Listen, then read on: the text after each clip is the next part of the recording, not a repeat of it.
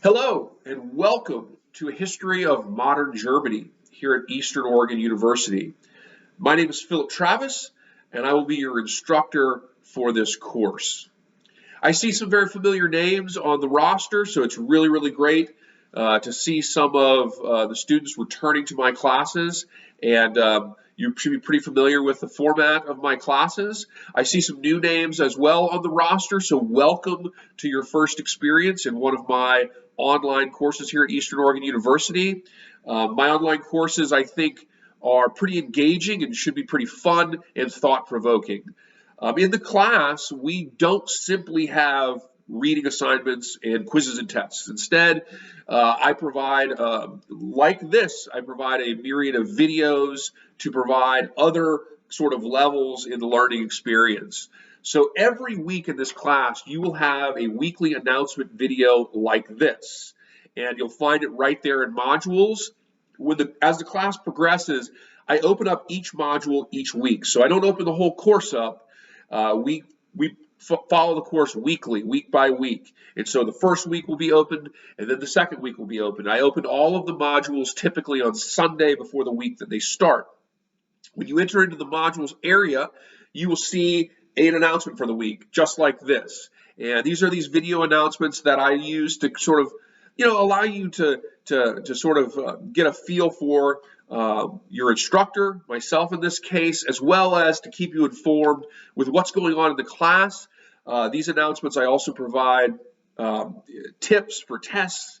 I provide information for paper writing in these videos. I also provide fun historical factoids, which will start next week. And those factoids are worth bonus points. They're extra credit. And the way that works is each week I am going to provide an extra credit factoid in the video. I will state it. I will say this is the factoid. It'll be something kind of unique and interesting about the element of history we're talking about. And then all you have to do is send me an email no later than Wednesday by midnight, and I will give you a bonus point added to a test score at the end of the term. And if you do all of them, you get 10 bonus points added to a test score, which is significant. It will be the difference. It can be the difference if you do all of them, and upwards of roughly 3 points of your final grade. So it's a really nice little boost, and it's a fun way to sort of help us engage history. I see you when you send me the emails. Sometimes I do the extra credit posts in a little discussion board too, so we might do that as well. But I see your comments, and I think it's a fun way to sort of look at some of the interesting sides of history, get some extra credit, and sort of engage a little bit with your instructor. So every week you'll have these video announcements. So be sure to watch those. The reason that the factoid is due by the end of the day on Wednesday is because I want you watching these announcements at the beginning of the week.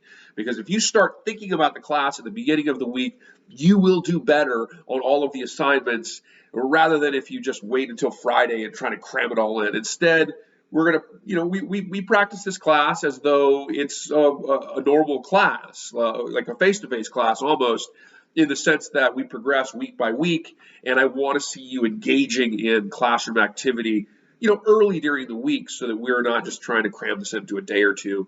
You're doing it at your own sort of pace, but your own time, so to speak, but we still progress on a week-by-week basis.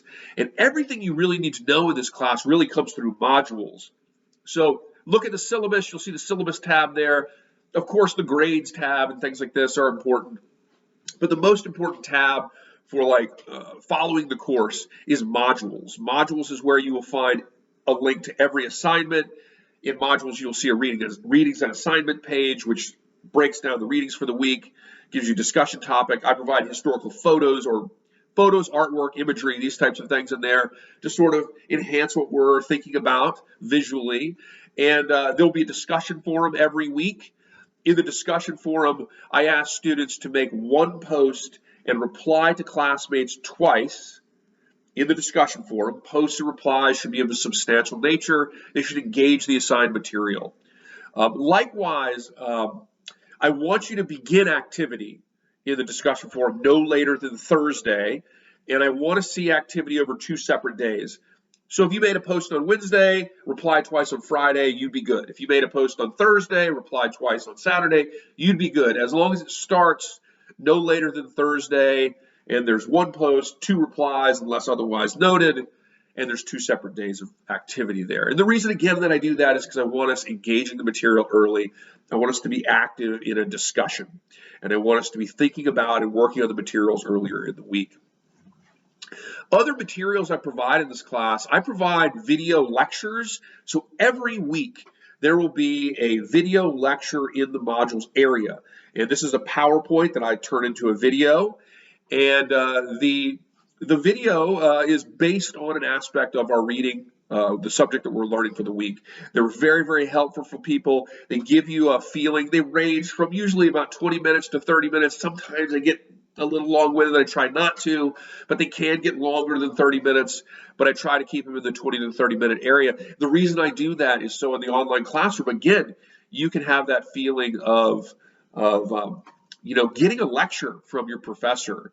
Rather than just reading the text, getting a lecture from your professor, which really, helps because I like to test on things that are not only emphasizing the reading, but what we're emphasizing in class.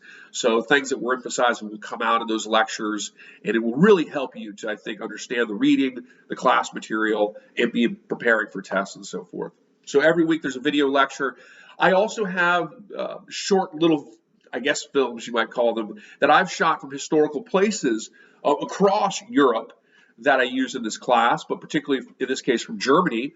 And I'll be showing some of those videos from sites like the ruins of Hitler's Berghof, or the Maginot Line, or the Cathedral of Freiburg in Bavaria in Germany, or imagery from Salzburg, Austria, which is very relevant to this class as well. So you'll have some videos like that as well, which are kind of, again, fun ways to sort of engage the material. So be looking for those. Sometimes I offer extra credit for watching those videos. The class, we have 2 tests. There's a midterm and a final exam. There are 2 writing assignments.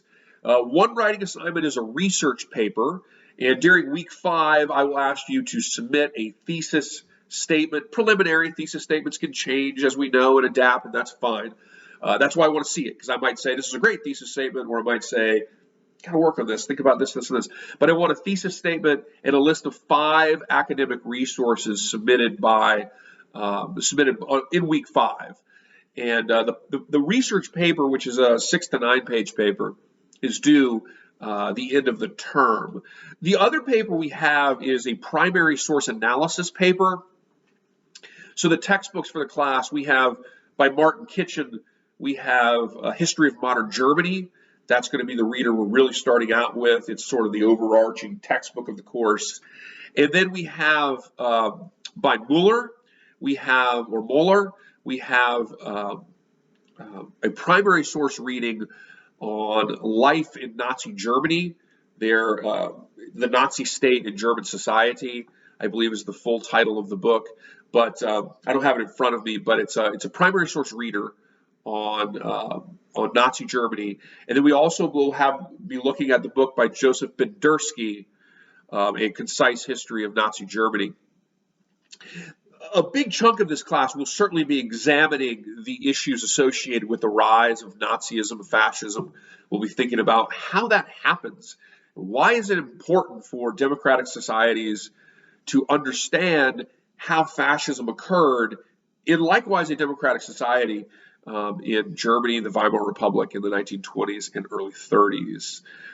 So we'll start, the chronology of the course starts in 1800 and goes to present. We're going to begin the course in 1800 when we talk about the influence of Napoleon in Europe, the Austrian Empire's influence in Germany. We're going to think about that big question of what is Germany? Germany, a lot of people don't realize that Germany didn't become a formal unified nation state until 1871.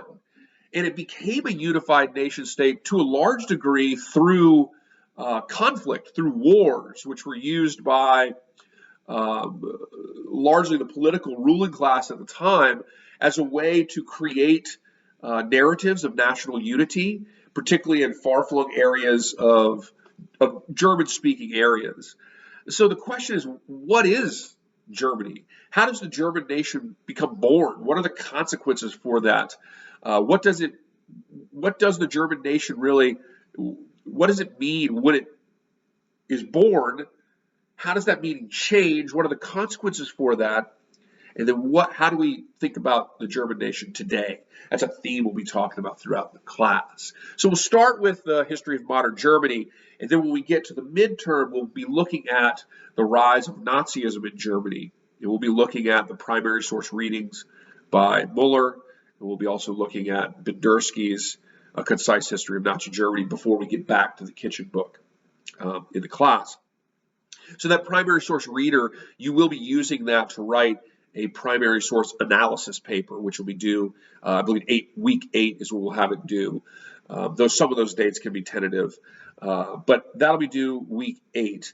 And I will have more information about that paper and what I expect on it forthcoming in the coming weeks.